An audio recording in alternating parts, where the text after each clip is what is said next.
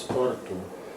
Because they realized that in the center of their practice of their physical activity, Protože si uvědomují, že v centru jejich fyzické aktivity they can find a state of balance.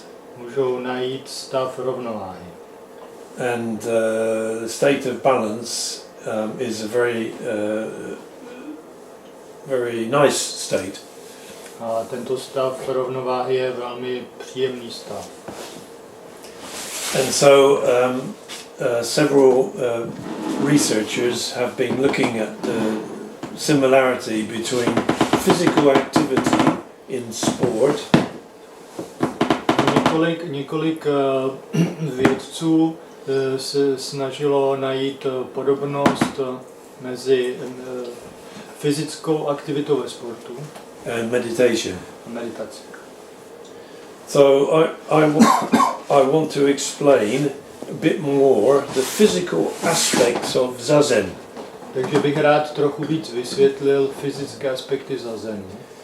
I think this is very important because unfortunately Zen has a reputation for spirituality. A myslím, že to je velmi důležité, protože Zen má takovou pověst, že to je něco duchovního. People think that Japan or Korea or China are very spiritual countries. A lidé si myslí, že Japonsko nebo Korea, Čína jsou velmi duchovní země. And that therefore Zen contains some kind of mysterious spiritual truth. Takže pak to vypadá, že Zen obsahuje nějaký mystickou duchovní pravdu. But in my 30 years experience living in Japan and being with Japanese people, ale na základě mé zkušenosti, kdy jsem 25 až 30 let žil v Japonsku a pozoroval jsem Japonce, I can say with confidence that Japan is not a spiritual country. tak můžu sebevědomě říct, že Japonsko není duchovní země. And Korea and China are probably not spiritual countries.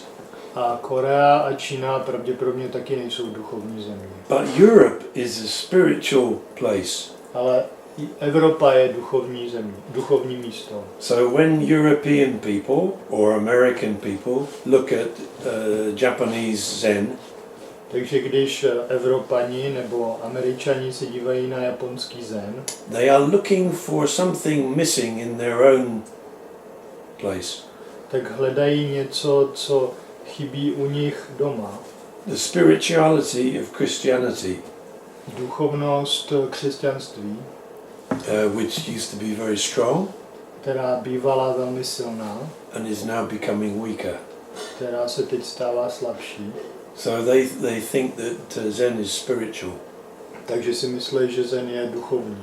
However, my teacher Nishijima, who lived until he was 94, Nicméně můj učitel Nishijima, který žil až do věku 94 let and taught the teachings of Dogen for 70 years, studied and taught.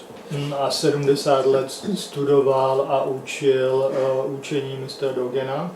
At the end of his life, he would say,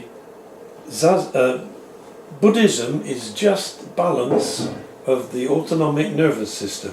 Na konci svého života říkal, že buddhismus je pouze rovnováha autonomního systému. He said it many times in his later years. Říkal to ve svých posledních letech mnohokrát. And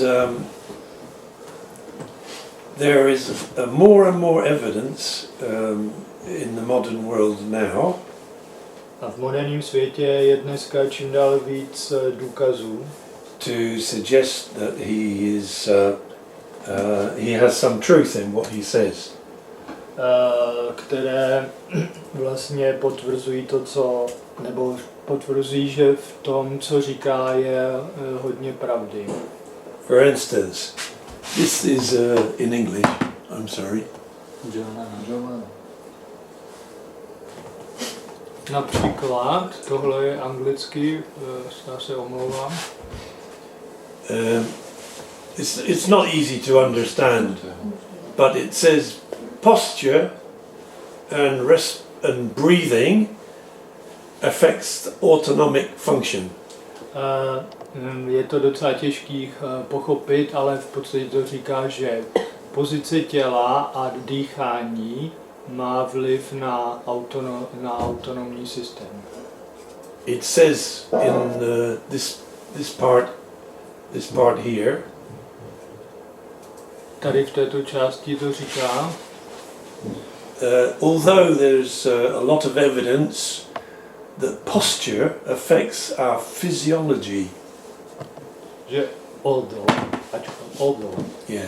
Ačkoliv je spousta důkazů, že pozice ovlivňuje naši fyziologii. Most doctors, most physicians do not talk about this. Většina lékařů o tom vůbec nemluví. And they don't check people's posture. A vůbec neověřují pozici těla lidí. And they don't evaluate people's posture. A nehodnotí, jakou pozici těla mají lidé. As part of their physical diagnosis. Jako součást jejich diagnózy.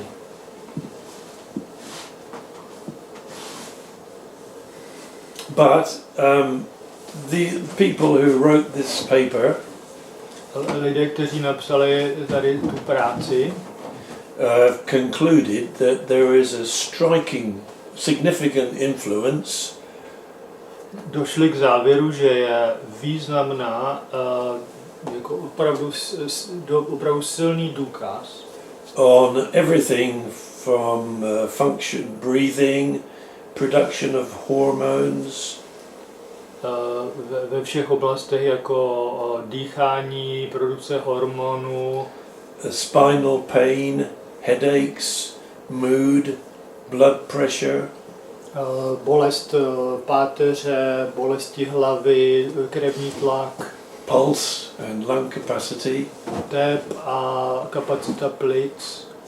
are all affected by posture. To všechno je ovlivněno pozicí těla.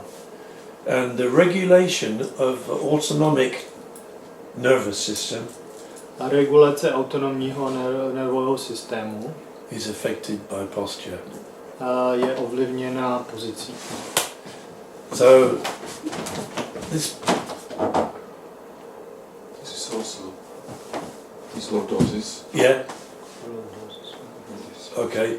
I don't understand Lordosis. Lordosis means this is spine. It's here, so.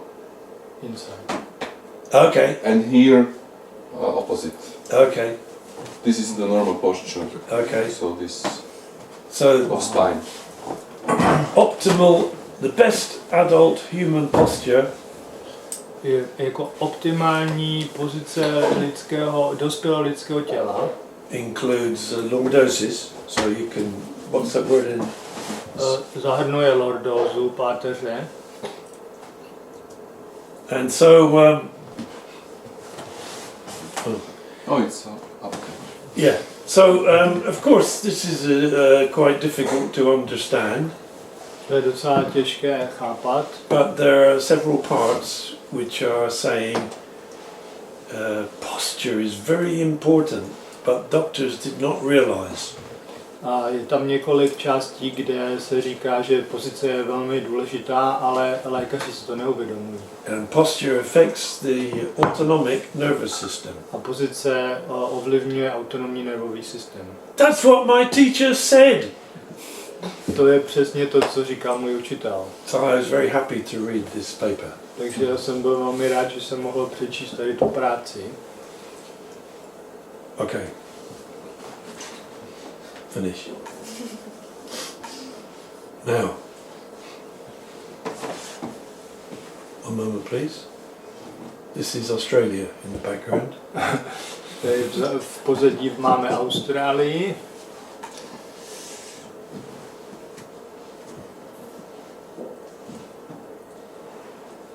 And this is human body. To je lidské tělo.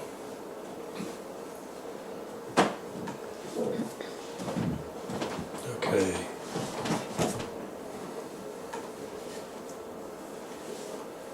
Here we are. Here's the human body. Tady je lidské tělo. Oh. Turn around. Thank you. Točíme, děkuju. Now, look at the human body. Podívejte se na to lidské tělo. The human body is marvelous because we can balance on our legs. A lidské tělo je úžasné, protože můžeme udržovat rovnováhu na našich nohou.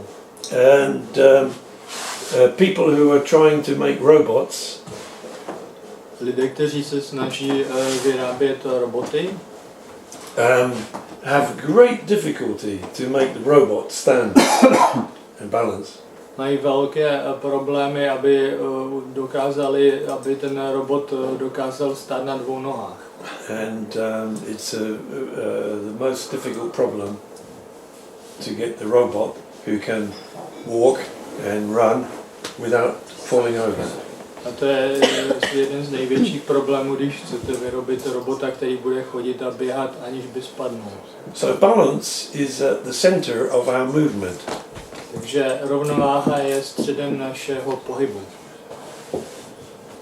Now if you look at the human skeleton, Když se podíváte na lidskou kostru, you can see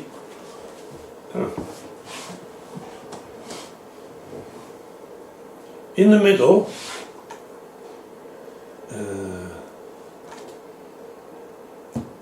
in this part here there's nothing except these vertebrae. 1, 2, 3, 4, 5. tak tady v téhle části není nic, jenom 5 obratlů. Nothing else. Nic jiného. So this part is carrying the whole weight of our upper body. Takže tahle část nese celou tíhu našeho horní části těla And our head. a naší hlavy. At the same time, our head is carried by very small set of bones here. A naše hlava sedí na několika málo kostech. So this part here, the lumbar vertebrae, and this part here, the thoracic vertebrae, are very important in keeping upright. Takže tady ty dolní obratlé, které mají latinský název, nevím přesně, a ty horní mají taky latinský název, pomáhají nám držet se vzpříma, držet tělo vzpříma. They are structurally the center of our body. Strukturálně jsou středem našeho těla. But of course, we have muscles. A samozřejmě máme taky svaly. But how do I turn? Here we are. Lordosis. You can see the spine is not straight. Co se týká lordózy, vidíte, že páteř není rovná. So if when you're practicing Zazen, you're trying to be straight, it's useless.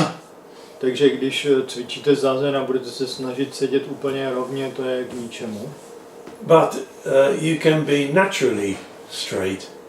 Ale můžete být přirozeně rovní. So that these bones can function as a structure to carry our weight. Takže tyhle kosti můžou fungovat jako struktura, která nese naši váhu. And these bones need to be curved a little like that. A tyhle kosti potřebují být trochu ohnutý, trošku tvoří křivku.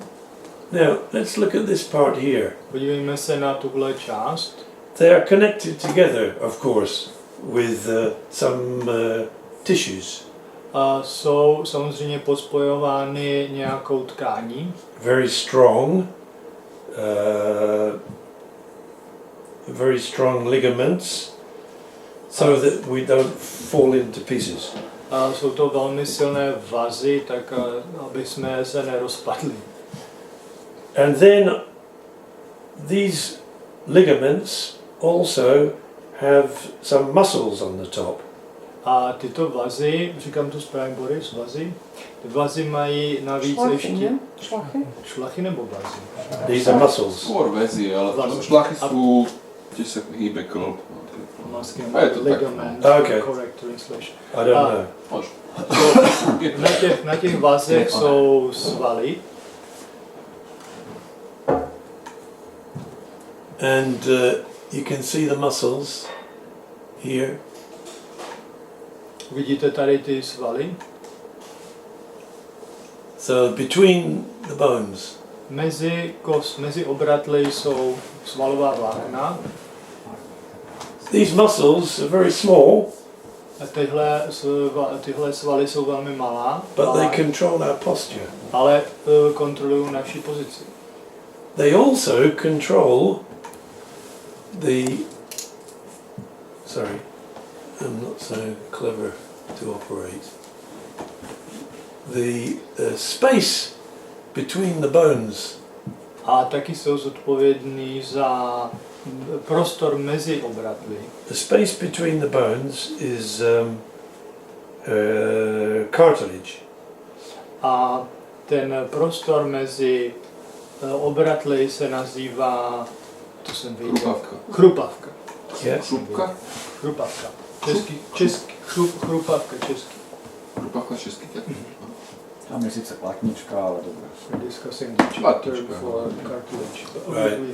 Yeah. Ale je to chrupavkovitá tkáň. Cartilage je len názov tej tkaniny, hej, a kde sa nás vyskytuje už potom, tak sa ešte pomenuje, že to je platnička napríklad, ale stále to je chrupavka. Stále to chrupavka. Yeah. Cartilage is clear. To je zloženie tej tkaniny, je chrupavka. Also, I don't know how to make cartilage showing here. Oh, there we are. Teďka vidíme chrupavkovitou tkáň. Now, these muscles are very small but very strong. Tyhle svaly jsou velmi malé, ale velmi silné. But we cannot control them consciously. Ale my je nemůžeme vědomě kontrolovat. They are controlled by autonomic nervous system. Jsou pod kontrolou autonomického nervového systému. Autonomic nervous system controls whether we are tense or relaxed. Autonomní nervový systém kontroluje, jestli jsme uvolnění nebo napjatý. Whether we have a headache, whether we have strong sexual feelings. Jestli nás bolí hlava, nebo máme silný sexuální pocity. Whether we feel aggressive. Jestli se cítíme agresivně. And the nerves in the autonomic nervous system come through the cartilage. A nervy autonomního systému procházejí skrz tu chrupavkovitou tkáň. Okay? And here's one. There's one. There's one. Oops. No. There's one. So we have the nerves which control our mood, our breathing. Takže tady jsou nervová vlákna, která mají na svědomí naše nálady, naše dýchání, our health, naše zdraví are coming here, from here. a procházejí odsud. And they are coming through this cartilage. A procházejí tady tou chrupavkovitou tkání. And these muscles are controlling the pressure on the cartilage. A tyhle svaly mají na svědomí nebo kontrolují tlak na tu chrupavku. When we are tense, the muscles, these small autonomic muscles,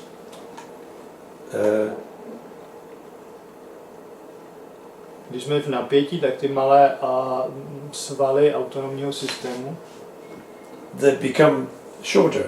se zkrátí. Our back becomes shorter. naše tělo se zkrátí. When we are tense, we become shorter. Když jsme v napětí, tak se tělo vlastně smrskne trochu. When we are stressed, our back becomes shorter. Když jsme ve stresu, tak se zkrátí naše záda. The pressure on these nerves is more. Je tam víc tlaku na tady ty nervy. So our mood is affected, our breathing is affected, our health is affected. Takže naše nálady jsou tím ovlivněny, naše zdraví, naše dýchání. But we can't relax these. Okay, I'm going to relax my back. Ale nejde uvolnit tyhle ty svaly. Nemůžu si říct, tak teď si uvolním záda. But we can't do it. Nemůžeme to udělat. We can do it very slowly if we let it happen. Můžeme to udělat velmi pomalu, když necháme, aby se to stalo. So the strange thing about our body is at the core, at the center, Zvláštní věc na našem tělu je, že ve středu toho těla we cannot consciously make ourselves relax. nemůžeme vědomě se uvolnit. But if we take the right posture, A když zaujmeme správnou pozici, we can let ourselves relax. tak můžeme dovolit tomu tělu, aby se uvolnilo. We can allow the relaxation to happen. Dovolíme, aby vůbec došlo k tomu uvolnění. And this is the center of Zazen. A tohle je střed Zazenu. We don't try to get rid of our stress. Nesnažíme se zbavit stresu, We don't try to get rid of our thinking. nesnažíme se zbavit myšlení, Because if we try something, we become tenser. protože když se o něco snažíme, tak se budeme napjatější. In English, intention. V angličtině je intention and intention. Intention, záměr, intention znamená v napětí. So, what is Zazen?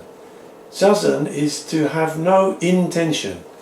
Zazen znamená nemít žádný záměr napětí, to je slovní hříčka, to nechci. Just we sit stupidly Prostě sedíme hloupě with these bones in the right position, s těmito kostmi ve správné pozici, not bending to one side nenakláníme se na jednu stranu, or bending to the other side. a nebo na druhou. So we sit and we wait, Takže sedíme a čekáme. and slowly our body adjusts itself. A pomalu se to tělo přizpůsobuje. These muscles and these muscles Tyto svaly and the muscles at the front. a ty přední svaly. Then our back becomes longer, Tak se naše záda prodlouží and then our autonomic nervous system is more balanced. a náš autonomní nervový systém je vyváženější.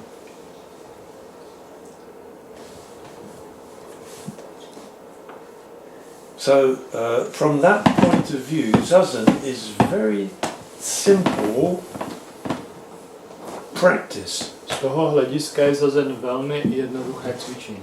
We sit and we wait to return to our natural state. Sedíme a vracíme se k našemu přirozenému stavu.